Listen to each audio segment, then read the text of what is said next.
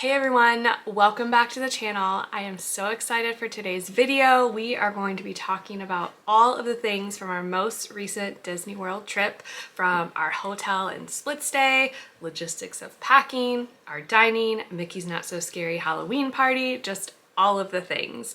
If you haven't already, I would love if you hit the subscribe button as well as a like to this video. It really does help myself and the channel.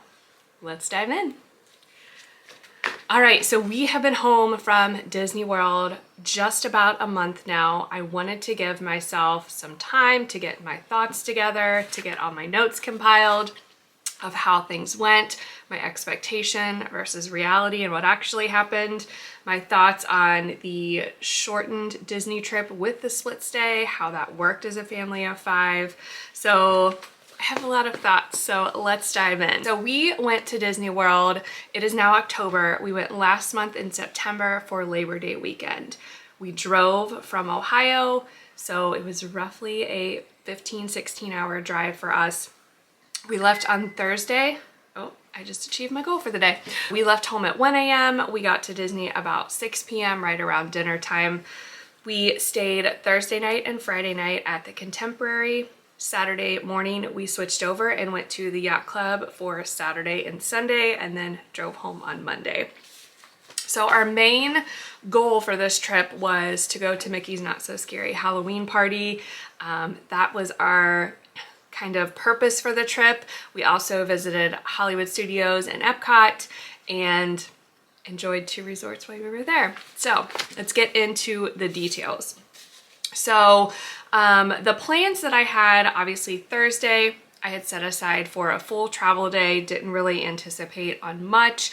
I knew that with the room I had booked with the Contemporary, it was a resort view, so I was hoping we would get there, have dinner, and be able to watch the fireworks from the balcony.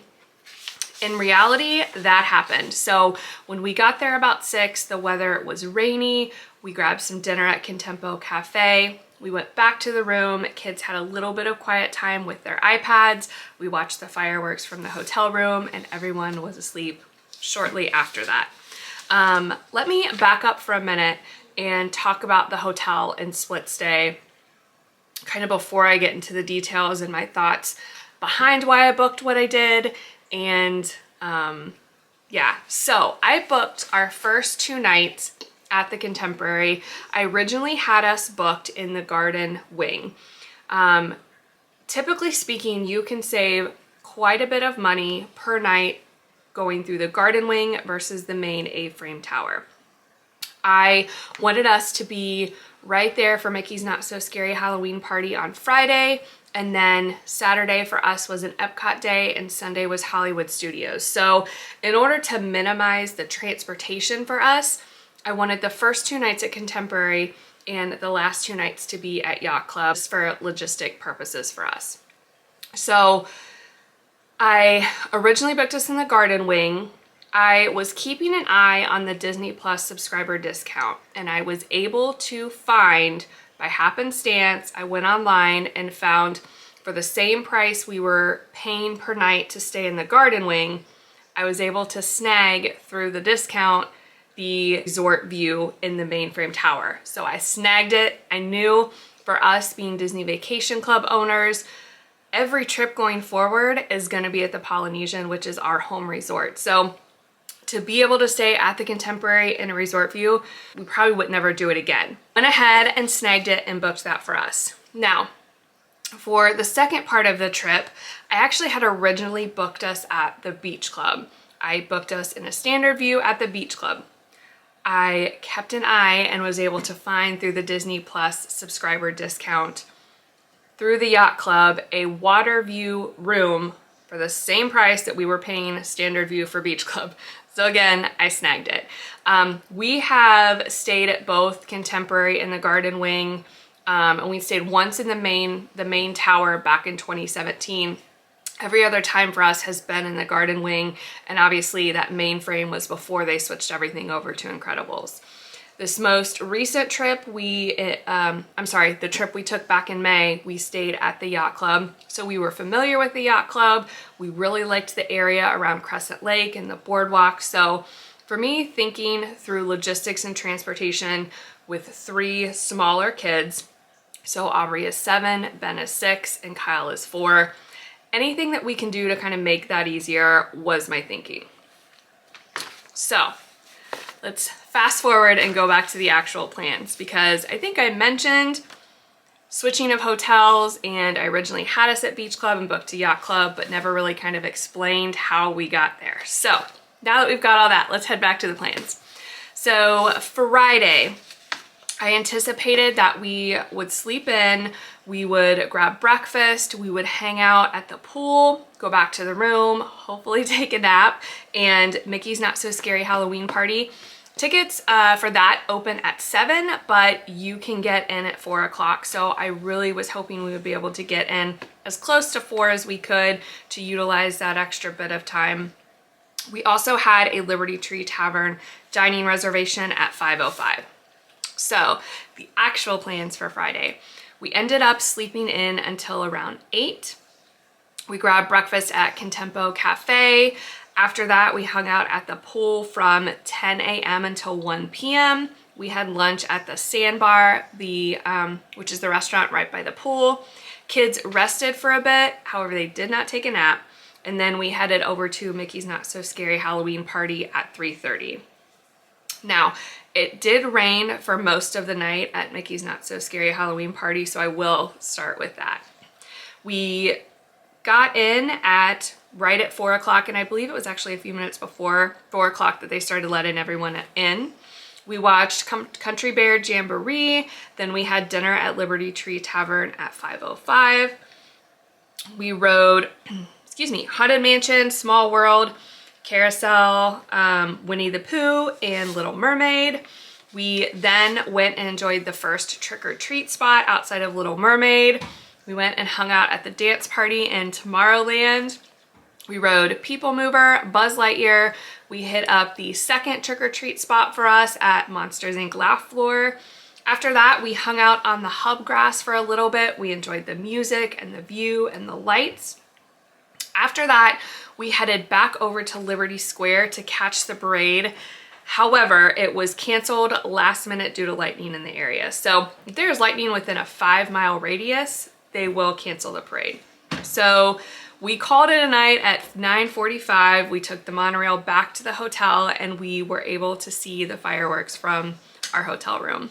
So Saturday morning is the day that we were switching from Contemporary to the Yacht Club. I anticipated that we would sleep in, we would pack up the room, we would go grab breakfast, we'd take everything out to the car, and then drive over to Yacht Club. I didn't anticipate our room being ready that early, but we would give it a shot and see, and then just head on to Epcot and enjoy our day. So we ended up waking up around 8 o'clock again on Saturday, breakfast again at Contempo Cafe. We checked out of Contemporary at 10 a.m. Headed to the Yacht Club. The room wasn't ready, so we went directly to Epcot. We rode Figment. We got to meet Penelope, which was the sweetest interaction between the kids. The kids rode Soarin', or they tried to. If you have seen the vlog, you know that Kyle had a complete meltdown. And then took Aubrey and Ben on Living with the Land, while Kyle hung out with Matt in Sunshine Seasons and kind of got him just regrouped with him. And then we grabbed a snack at Sunshine Seasons. That is a tongue twister, isn't it? After that, Aubrey and Ben went with Matt on Soarin' while I hung out with Kyle. He ended up taking a 20-minute nap on my chest, which I will talk about that whole scenario in a minute. So we rode Nemo, we hung out in the aquarium, we saw Turtle Talk with Crush. After that, it was time for dinner at Garden Grill. When we got out of Garden Grill, it was pouring. So we waited for it to clear a little bit, then headed to the Yacht Club. We were able to finally check into our room at 7:30. However, the room was ready at 3:30. So from there, we grabbed a snack from the pool bar at the Yacht Club, and then kids watched iPads and we headed to bed. Okay, so let me talk for a minute about Kyle. Kyle has ridden Soarin' before, so we didn't anticipate that he would have a moment going in there. I think because Aubrey is 7 and Ben is 6, Kyle is 4, sometimes we forget that Kyle is only 4.5, right? So situations where Aubrey and Ben can kind of find their way a little better, such as Disney, it's a big world. There's a lot of overstimulation. There's a lot of sound. It's just a lot for these little kids to handle, right? But where Aubrey and Ben can kind of shift and get their bearings a little better, I think Kyle still is at that age where sometimes he just needs a break, right? So even though he's ridden Soaring before, and I don't ride Soaring because I get motion sickness. So Matt took the 3 kids thinking it would be fine. Get in there. He's obviously by himself.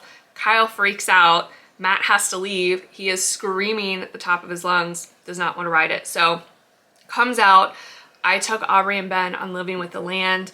I let Kyle and Matt grab a snack, hang out for a minute in that pavilion, just let him take a minute, focus on something else. We turned on a movie on the phone and he was fine like 20 minutes later. So after that, I let Matt take Aubrey and Ben on Soarin'. I hung out with Kyle. I had him sit on my lap for a minute. He just wanted to snuggle. Next thing I knew, he was asleep for 20 minutes. So Kyle does not take naps at home, but it's just a reminder that when you're on these trips with your kids, just go by their cues, right? Like Kyle freaking out and Soaring wasn't really normal for him, but he's out of his element, right? So we can see how that could happen. He probably was a little hungry, happens with kids. And he also probably was tired, right? Like he doesn't normally take a nap here, but he needed one that day. So just go by your kids' cues, even if they're at the age where you think that they're good. Just go by what they give you, right? That's kind of the biggest takeaway for us on Saturday. Another thing was Saturday. So I did end up getting Genie Plus for Saturday. Epcot was kind of hit or miss. It was a Saturday, it was a holiday weekend. For us, we always get Genie Plus. Our kids are at the age where I just don't want to test their patience by waiting in a line. So for me, I'm fine with the money aspect of it. So we actually had, after our dinner reservation, we were supposed to go on Remy's. We had a Lightning Lane for that. And then we also had Lightning Lane for Frozen. We got out of dinner, it was pouring rain. We started walking that way and we were just drenched. And at that point, we just called it and went back to the hotel. So that's another thing that, you know, you have these plans, you make these purchases, you make these reservations, and sometimes it just doesn't work out, and that's okay. You just have to kind of know that and go with the flow and know that, okay, it just didn't work out. We just have to keep moving on. So, okay, let's go to Sunday. So Sunday, we were still at the Yacht Club. I had park reservation for Hollywood Studios. We had Oga's Cantina reservation at $11.50. It's really the only thing I had for that. Obviously, I anticipated packing up the room Sunday night because we would have a somewhat early travel day on Monday to come home.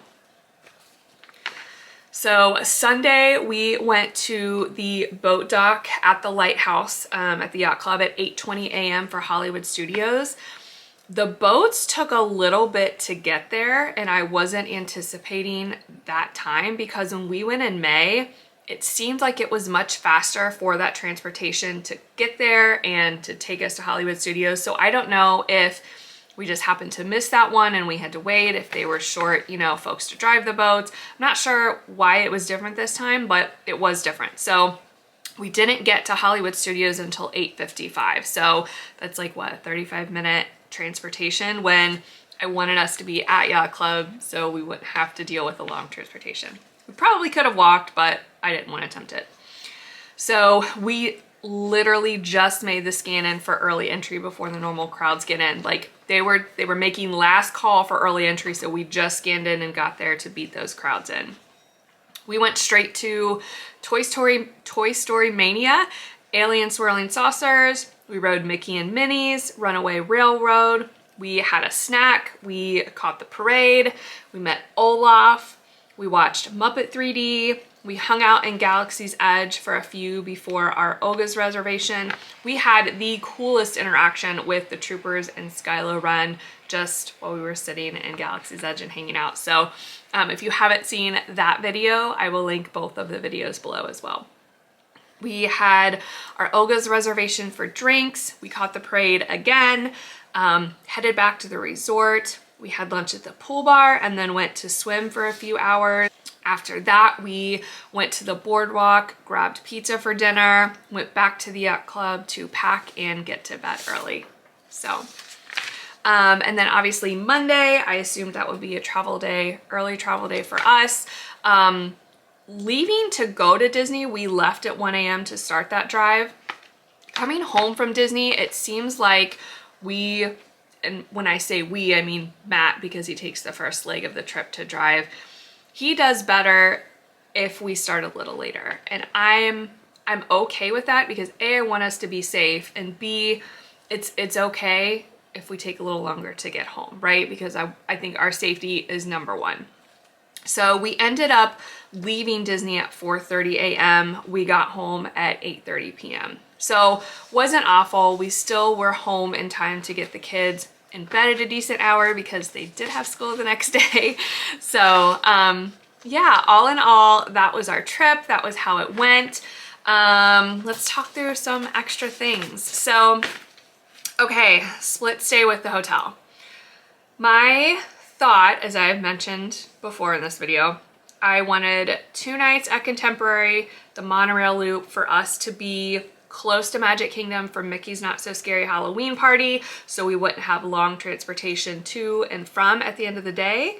Thought for the yacht club was because I knew Saturday and Sunday were Epcot and Hollywood Studios. Put us over by Crescent Lake. It's gonna eliminate some of that travel time and it's gonna put us right in that vicinity. So it was 2 nights at Contemporary and 2 nights at Yacht Club. So looking back, I think it all has its pros and cons, right? So pros are that we were absolutely by each of the parks that we wanted to be at for those days. It was, however, since it was a shorter trip, right? So 2 nights here, 2 nights here. If it were just Matt and I, or Matt and I, maybe one kid, I think I might have a little different feelings about it. But because it's Matt and I plus 3 kids, we have a lot of stuff to begin with, and it was a lot of shuffling and moving. Not to say that I don't think split stays are worth it, because I think it just depends on what you value, right? If you value being closer to the parks with your park reservations, you value trying out different resorts, like there's all sorts of reasons that I think it works for some people. I think with this being a shorter trip for us, I would not do a split stay again. I will only look at split stays for those longer trips. Again, this is our last trip before we officially start using our DVC over at the Polynesian. So more than likely, every trip each year from here on out is going to be at the Polynesian, and that's where we're gonna stay. So it's kind of my last opportunity to enjoy some of those other resorts that we've stayed at. Now, packing for the split stay. If you watched that packing video, I went back and forth on how best to do it, what's gonna be most efficient, what's gonna make the most sense. I originally wanted to do 1 suitcase for the first hotel, 1 suitcase for the second hotel. With 5 people, it just didn't work out. So I am learning that our kids just take a lot of stuff and I need to stop overthinking it.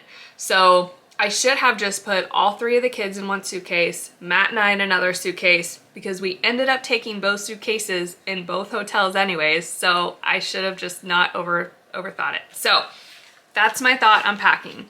However, if your kids are little, like toddler or baby, maybe you could have used like a carry-on for them and a bigger one for yourself and your husband. Or, you know, maybe you put each of the kids in there in their own suitcase. So there's a lot of different ways you could have done it. For us, looking back at the situation, I would have done 1 suitcase for the kids, 1 suitcase for Matt and I. We would have taken both of them, planned to take both of them into both hotels, if that makes sense. Okay, next up, dining. So I had, what was it, only, I mean, if you count Oga's, 3 dining reservations. So I wanted Liberty Tree Tavern. I wanted us to have a good meal in our system before we started the Halloween party. It was important to me that we get all of the kids a good meal. So I thought Liberty Tree Tavern was really the best bet for us, right? So we've eaten at Liberty Tree Tavern before. It's always good food. For our middle son, Ben, he's a very picky eater, so he didn't really eat much. I honestly wasn't anticipating on him eating much, so I wasn't super surprised at that. But for the other, you know, Matt and myself and Kyle and Aubrey, it was good. Our second was Garden Grill. This was a first for us. We loved it. Again, Ben, super picky, did not eat anything. That's why we had to go to the pool bar when we got back to the hotel. However, it was so good. I was not expecting to like Garden Grill as much as I did. The food was wonderful. Our waiter was wonderful. The atmosphere and being right there next to Living with the Land was wonderful. The character interactions, you guys, they were so good. Being able to sit at your table, have each of the characters come to your table. They took their time with the kids. It was so good. So if I had to compare Garden Grill or Liberty Tree Tavern, I'll probably pick Garden Grill over it. In fact, we are in the middle of planning our trip for next summer, and Matt's mom is coming with us, and Matt and I have been talking nonstop about how Garden Grill is on our list. We have to do it again, and Matt's mom is just gonna love it. So that one was really good. I was really happy for that, and I think that is probably going to be a staple on our trips going forward. So the last one is Oga's Cantina. We don't get food at Oga's, we just go for the non-alcoholic drinks. So in that video you would have seen we got 3 drinks. Those are the same 3 drinks that we got when we went in May. Super delicious. Kids love it. Such a fun atmosphere. It's a nice place to go and just hang out, get out of the heat. Be careful, because don't anticipate that you're gonna be able to sit down, because both of the times we've been there, we've had to stand up. For Matt and I, it's fine. For the kids, especially for Kyle, it was a little rough. They did bring over like the kids' high chair, and Kyle sat in it. He didn't put his legs through because he was too big, but at least it gave him a place to sit. So that was nice. So if you have like a littler kid that doesn't really want to stand or doesn't do well with standing, ask for a high chair. They will bring it to you. Okay, next let's talk through Mickey's Not So Scary Halloween Party.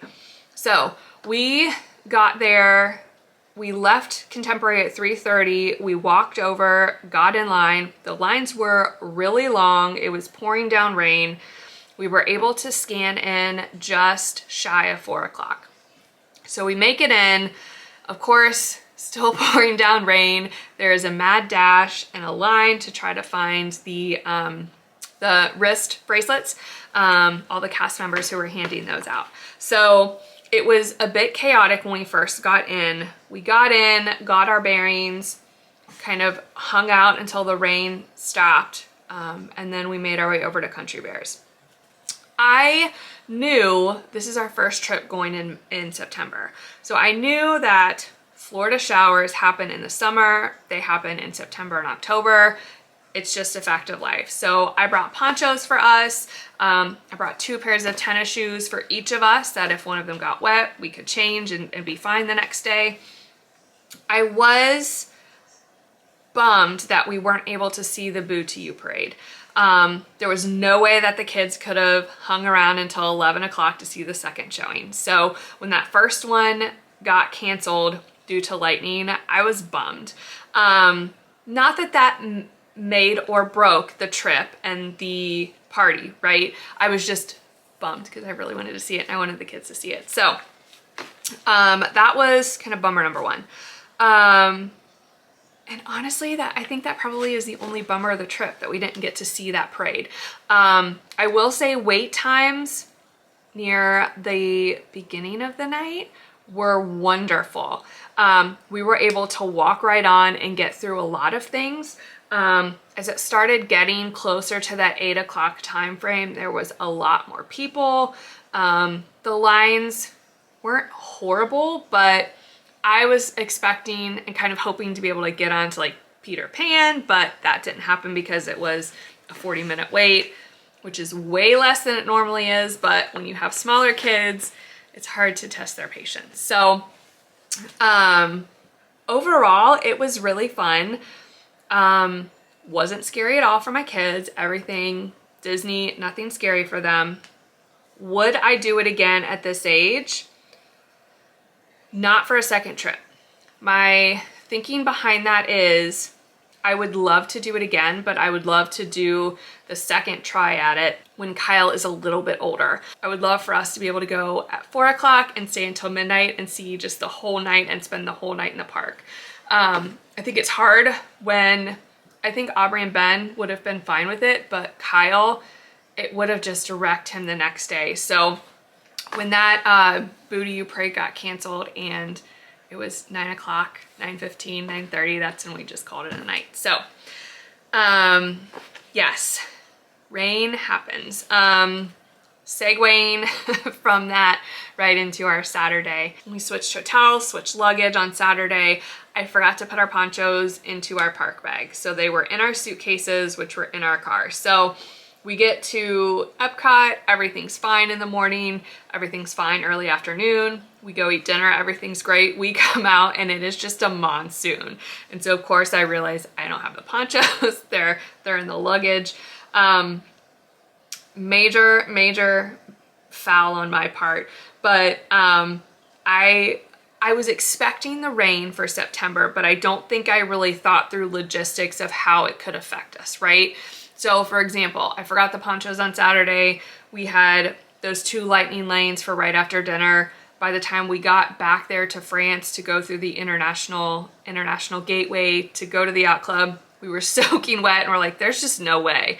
So I knew it was gonna rain, but I didn't think through logistics of how it really would potentially impact our trip.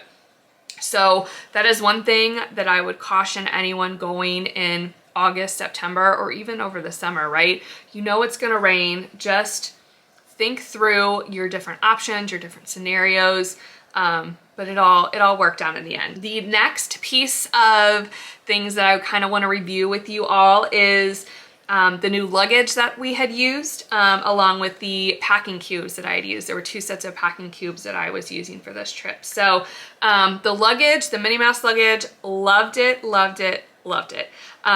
Super cute, super functional. When you open it up, the left side had a zipper that closed off a section and the right side was open. Worked really well for us. So yeah, I still love it, still happy with that purchase, and super excited to use it every year when we go. The next bit of packing is for the packing cubes. So I had purchased 2 different brands of packing cubes. One was the e-bags and the other was off of Amazon. I will link them both below. I will say that the ones off of Amazon were about an inch bigger than the e-bags one in every size that I had. So the Amazon ones worked really well for the kids stuff because when I packed, I had all of the kids' outfits together in one packing cube for each day. So it was able to hold more. The e-bags I used for my stuff and it worked fine. The Amazon ones are a bit thicker, and the mesh lining is a bit thicker as well. But I mean, e-bags has really good reviews, so I think they're both fine. It just depends on what size you need to fit in your luggage, along with what you're trying to put inside of the packing cube. So I love them both. I would purchase them both again. I think you can just utilize both of them in different ways. All right, guys, I think that's it. I hope this was helpful. I know I talked through a lot of things. So as always, if there's anything I can help with or any questions, please feel free to leave it below. All my contact information is below as well. So again, if you haven't subscribed, I would love for you to subscribe. It really does help support myself and the channel, and I would love to have you stick around with us. But lots more fun things to come. Obviously, we have a Disney trip coming up here shortly. Well, not shortly, but I like to think shortly. Coming up next summer, as soon as the kids are out of school for the summer. And then, you know, I have some fun things planned for the winter this year. So some holiday videos and vlogs, Christmas stuff coming, and all that good stuff. So I hope everyone is doing well, and we will talk soon. Bye guys.